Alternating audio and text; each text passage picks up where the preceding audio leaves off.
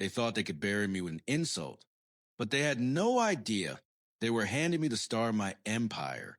My parents gave my sister a luxury villa and left me an empty parking lot. You can always sleep under the stars, they snickered. But when I turned it into a business, suddenly they wanted to share.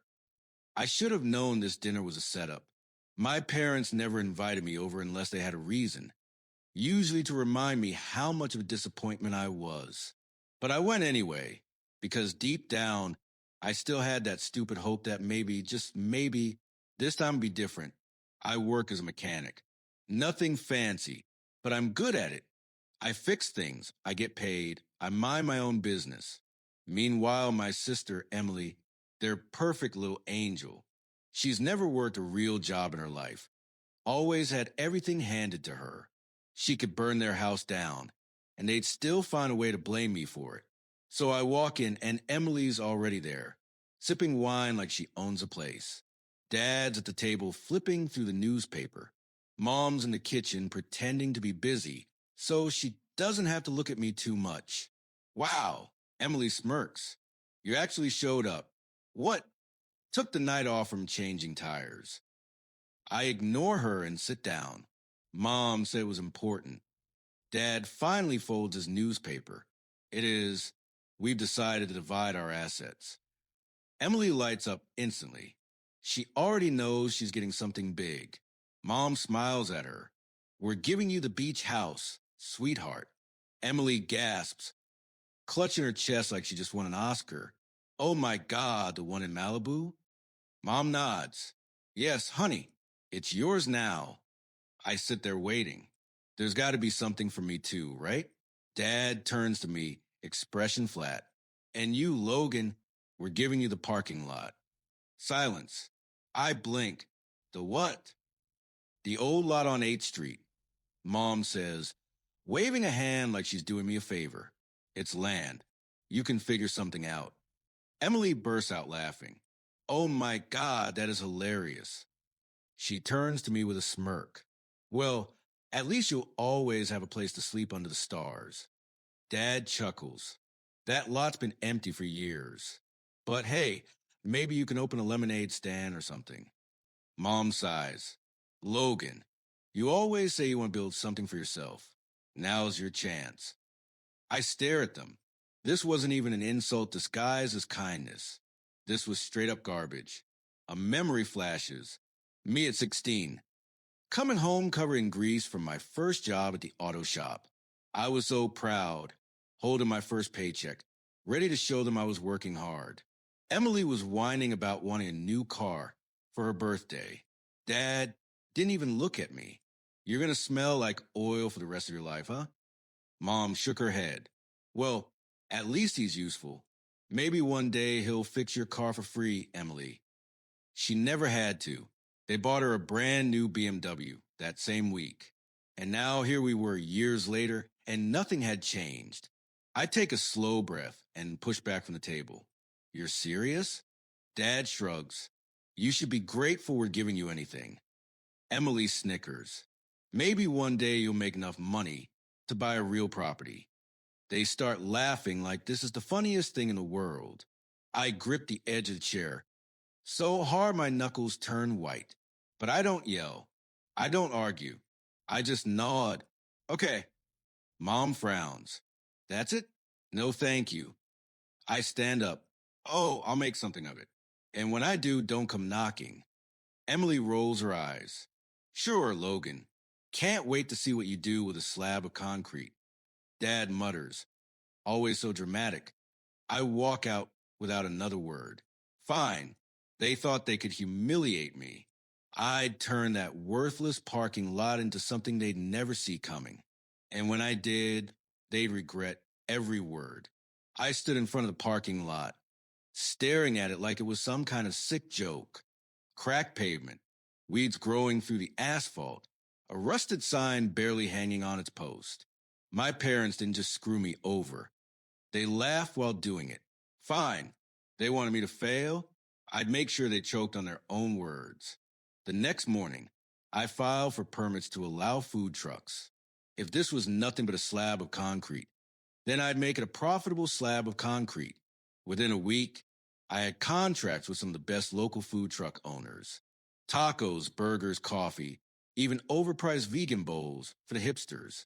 I took out a small loan, not from a bank, but from my boss at the auto shop, a guy who actually believed in hard work. I used it to set up lights, seating, music, and banners, to turn the place into something real. 3 weeks later, that useless parking lot, it was now a full-blown food court with live music and lines around the block. And that's when the fun started.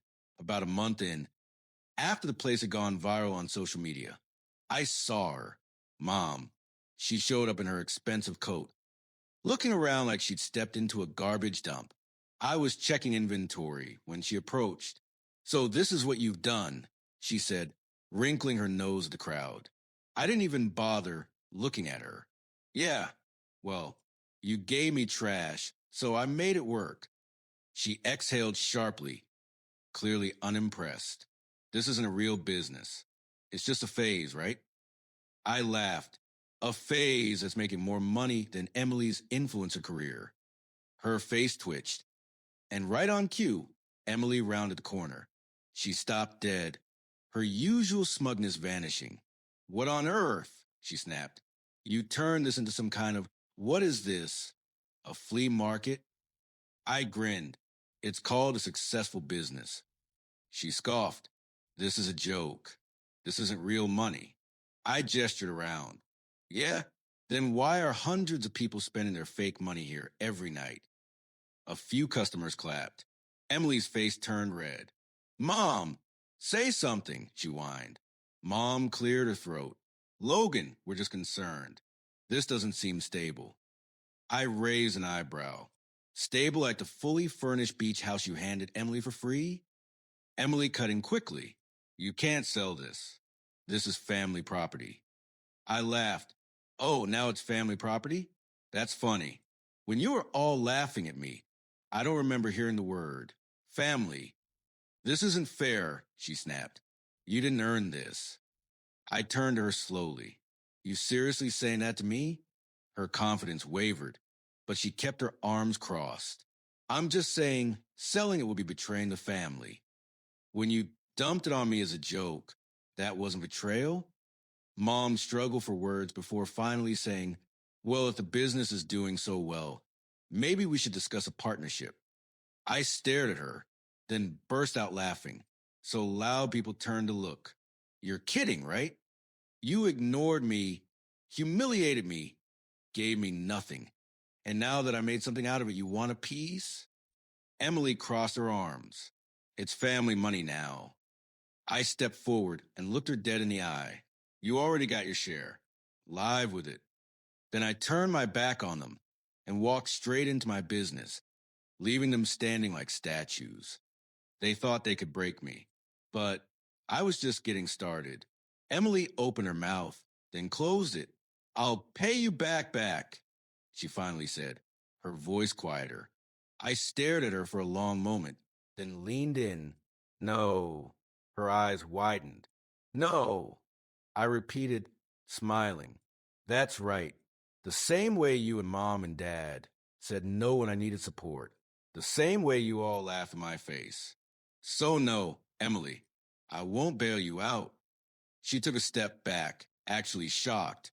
Then her rage came flooding in. "Are you serious? You're just going to let me fail?" I shrugged. "That's not my problem," I said, walking away. But it wasn't over. A week later, I pulled into my lot and saw my parents standing there. Mom looked irritated. Dad just looked tired. "Logan," Mom started, "we need to talk." I sighed. "Let me guess. Emily ran crying to you, and now you're here to talk some sense into me?" Mom pursed her lips. "This is a serious situation." Dad finally spoke. "We need your help, son." I raised an eyebrow. "Son? Oh, now I'm a son again." Mom sighed. "Your father's business isn't doing well. We're in financial trouble."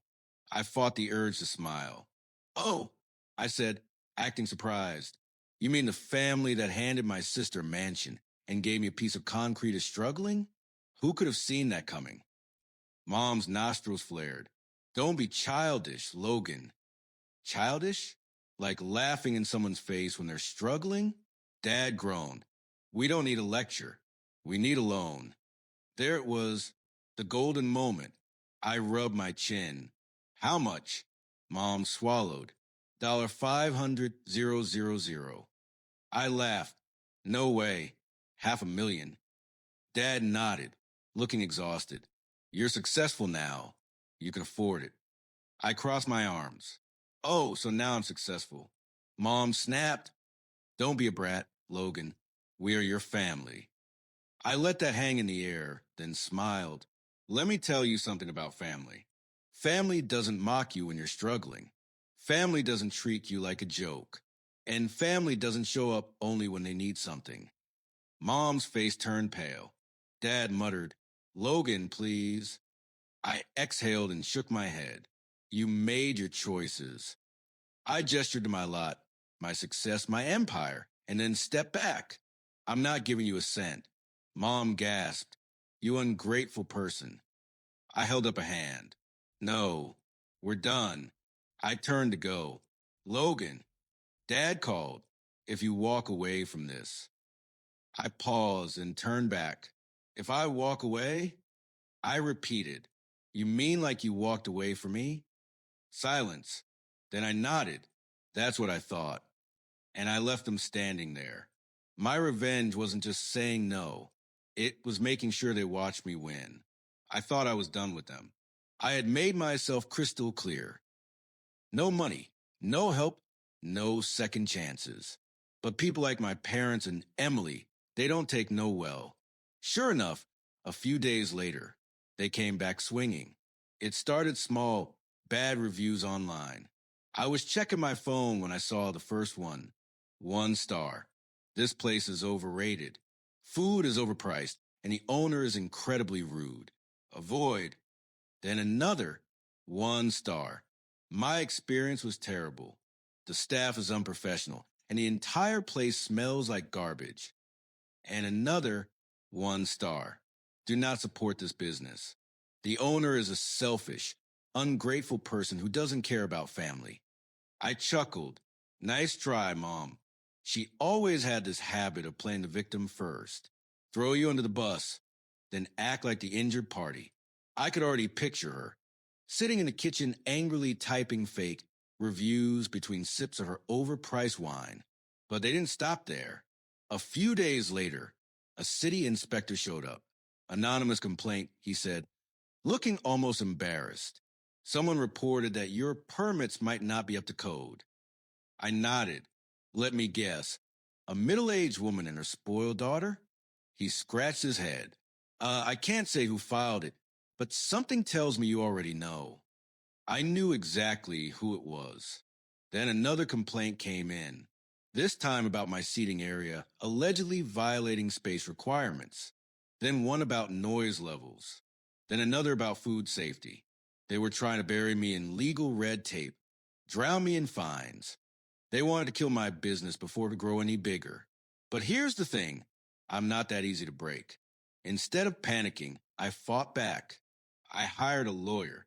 Every permit, every license, every single regulation was checked, rechecked, and locked down so tight that even the city inspector admitted there was nothing wrong.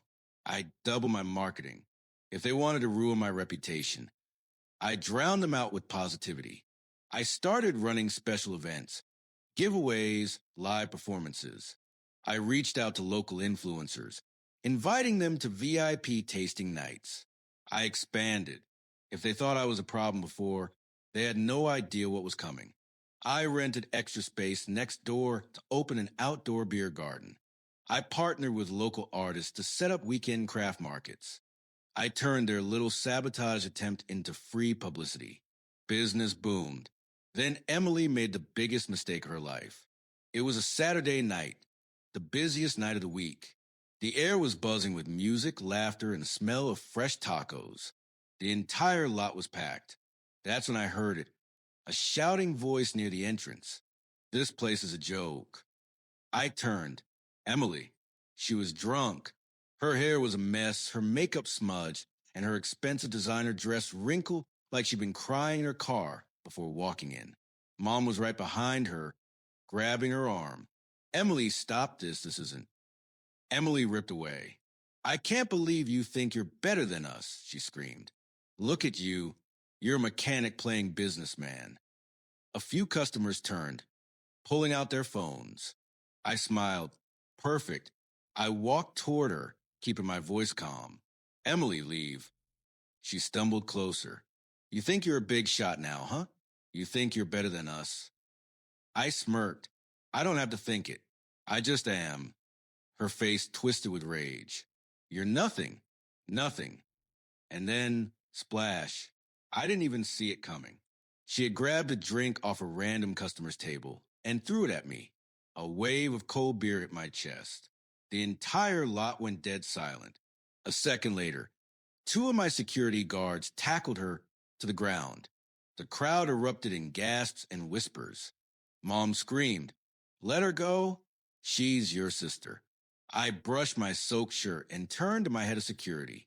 Call the cops. Emily's eyes widened in horror. What? No, Logan, don't. I crouched down, lowering my voice. Actions have consequences.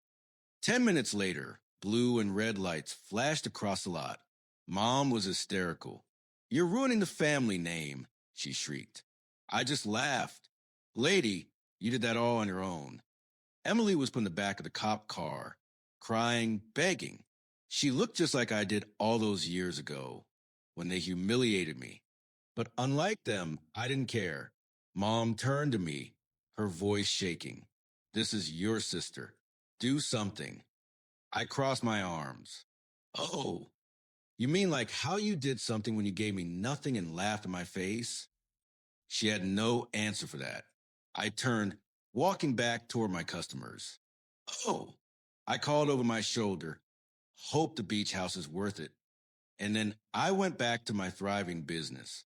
They wanted to watch me fail. Now they had front row seats to my success. After Emily's drunken meltdown and arrest, I thought they'd finally get the message. I was wrong. A week later, Mom and Dad showed up at my business again. This time, they weren't smug. They weren't laughing. They showed up on the worst possible day. And for the first time in my life, I didn't feel small when I saw them.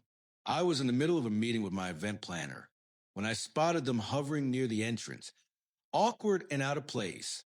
For years, I had been the one shrinking around them. Never enough. Never worthy. Not anymore. I finished my meeting, letting them wait a little longer, then finally walked over, arms crossed. You're back, I said, keeping my tone casual. Let me guess. Emily sent you because she's too embarrassed to face me. Dad cleared his throat. We need to talk, Logan. I raised an eyebrow. Oh, like the talk we had when you laughed in my face and handed me a piece of garbage while giving Emily a mansion? Mom pursed her lips. This isn't about the past. I chuckled. Oh, it's about the past. Because if you hadn't treated me like dirt, you wouldn't be standing here begging me for help. Her eye twitched, but she forced a calm expression. We're in trouble. I already knew. Emily had maxed out her credit cards, trying to keep up appearances. Her beach house was on the verge of foreclosure because she'd refinanced it 3 times to fund her influencer lifestyle. And Dad's business was bleeding money after the economy crashed and his trusted partners bailed on him. They were sinking, and I was their only lifeline. Dad exhaled. Logan, we're family, and family helps each other. I burst out laughing. That's rich. You didn't care about family when you screwed me over. But now that you're broke, suddenly it's about family? Mom stiffened. You have more than enough to help us. Why are you being so spiteful? I stepped closer, lowering my voice. Spiteful? Oh no. Spiteful would be me buying your house just to kick you out of it. Their eyes widened. Dad's face paled. You wouldn't. I smirked. Wouldn't I? Because here's the thing. I'd been waiting for this moment. After Emily's meltdowns, after their petty sabotage attempts, after the years they made me feel worthless. I knew they'd come crawling. So I made a backup plan. While they were busy drowning in debt, I was buying property, expanding. And guess what? Their house, our childhood home, had been listed by the bank. And I bought it. Mom's face went white. No, she whispered. You're lying. I pulled out my phone, scrolled, and held up the email confirmation. Logan Reed, new property purchase confirmed. Dad's hands shook. You bought our house? He choked. I tilted my head. You mean the house you told me wasn't my home anymore? The one where you let Emily treat me like garbage. Mom grabbed my arm. Please, Logan, we'll do anything. Just don't take our home. I pulled my arm away. Now you understand what it feels like to have something ripped away. She started crying. I didn't care. Then came the final blow. I looked between them and took a slow breath. You know what? I'm not heartless. I'll give you the house. Mom gasped. You will? Dad let out a shaky breath of relief. I smirked. Sure, on one condition. They both nodded frantically. Anything. I took out a pen and a folded sheet of paper. A contract I had already prepared. I'll let you live in it, but I own it, and you will pay me rent every single month. No delays. Mom's jaw dropped. Logan, you can't be serious. Oh, I'm deadly serious. Dad swallowed hard. How much? I named my price. High enough to hurt. More than fair for market, but painful enough that they'd feel it every month. Mom's face twisted in horror. You're charging us to live in our own home? No, I said with a grin. I'm charging you to live in my home. Silence. Dad exhaled. We don't have a choice, do we? I shrugged. Of course you do.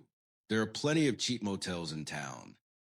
Mom glared at me, but she knew she had lost.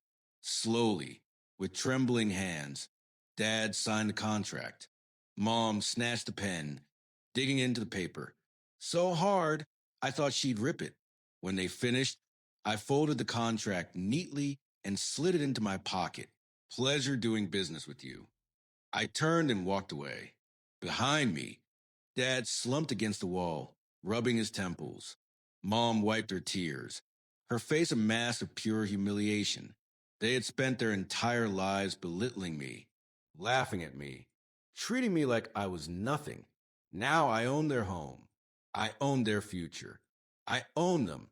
And as I walked back into my business, I smiled. They thought I would be nothing.